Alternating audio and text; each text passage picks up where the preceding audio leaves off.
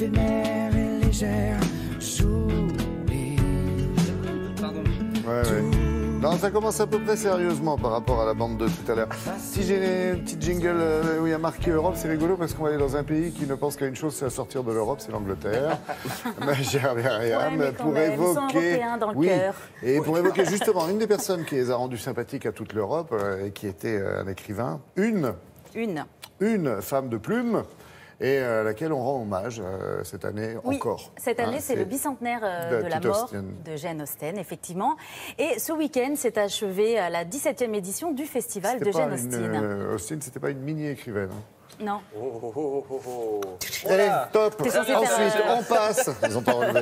Mais si, faut le temps que ça Festival arrive. de blagues pourries. Et donc... Alors, Jane Austen, elle n'a pas franchement connu le succès de son vivant parce qu'à l'époque, une femme, une lady, n'était pas censée s'adonner à l'écriture en vue d'être publiée. Ouais. Donc, elle publiait anonymement. En fait, elle a été connue en Grande-Bretagne grâce à son neveu qui a publié une biographie la concernant. Et puis après, à partir de 1940, avec les premiers films, les adaptations de ses livres, Orgueil et préjugés, Raison et Sentiment, avec Orgueil et préjugés avec Keira Knightley au cinéma en 2005-2006. D'ailleurs, elle a été nommée aux Oscars pour ce film. Et puis, juste quand même pour info, il y a aussi une série qui est sortie, qui a aussi été diffusée en France, mais en Angleterre, lorsqu'un épisode de Orgueil et préjugés passait à la télé, c'était 10 millions de téléspectateurs devant un épisode. Alors pourquoi est-ce qu'on aimait Jane Austen ? Eh bien parce qu'à l'époque, c'était un esprit rebelle, indépendant, et parce que c'était une des premières femmes féministes au point de vue de l'écriture. La femme avait une vraie place, déjà, dans les romans. Exactement. Ça, c'était très important. Donc, il y a un festival qui lui rend hommage chaque année parce qu'elle a des fans dans le monde entier. C'est un festival qui dure 10 jours. Et vous allez voir... Avec les Anglais, il faut s'attendre à tout. Non, on ne peut pas dire que c'est folklore parce que les gens ne sont pas déguisés, ils sont costumés. Déjà, c'est pas pareil. Non, ce n'est pas pareil.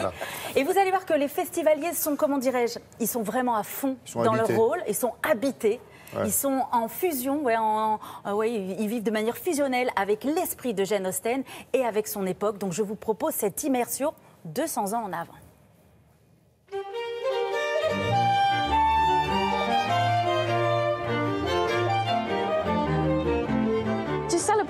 Le festival permet de célébrer la vie et l'œuvre de Jane Austen et ainsi la faire connaître au plus grand nombre.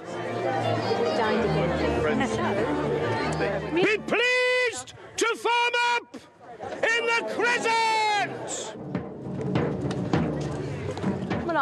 Le festival a pour habitude de démarrer avec la grande promenade. Les festivaliers défilent costumés à travers les rues de Bath où les bâtiments sont pittoresques. On marche vraiment sur les pas de Jane Austen. Les participants viennent du monde entier. Certains viennent de Nouvelle-Zélande, de Russie, d'Australie. Il y a aussi beaucoup d'Américains et de Canadiens et d'Europe.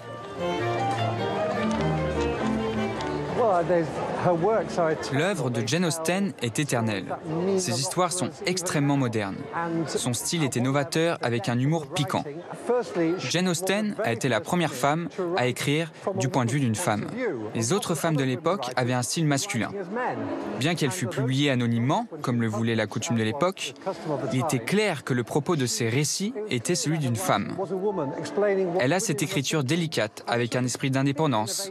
C'était une pionnière en la matière et donc novateur pour l'époque.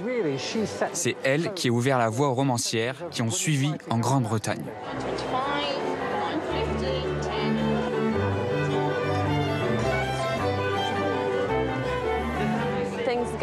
Le festival est aussi varié que possible afin de donner un maximum d'informations sur Jane Austen, son œuvre et l'époque. Ce soir, il y a un bal et tout le monde sera costumé en habit de régence.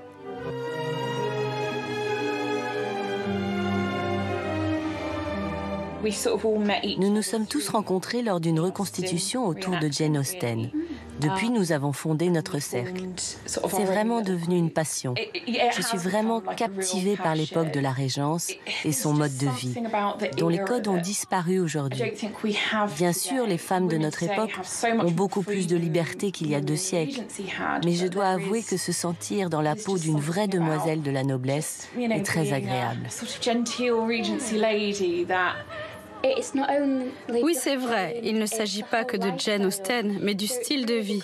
Me concernant, cette passion est devenue une part importante de ma vie. J'ai passé les 6 derniers mois à coudre ces robes pour ces 10 jours de festival. Ce soir, nous nous préparons pour le bal. Évidemment, nos vêtements d'apparat sont bien plus raffinés que ceux de la journée.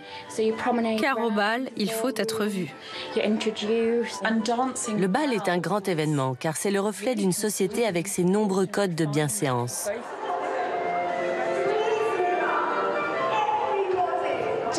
Jane Austen est une des grandes romancières du 19e.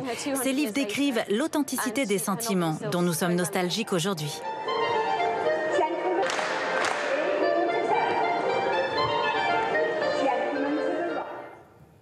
Alors Jane Austen est un personnage vraiment important en Grande-Bretagne, à tel point que depuis quelques jours circule un nouveau billet de 10 livres. Ça, c'est le gouverneur de la Banque d'Angleterre qui a décidé, et ils ont remplacé le visage de Charles Darwin par celui de Jane Austen que vous venez de voir, voilà, avec à côté évidemment la reine Elisabeth en petit. Merci beaucoup Myriam.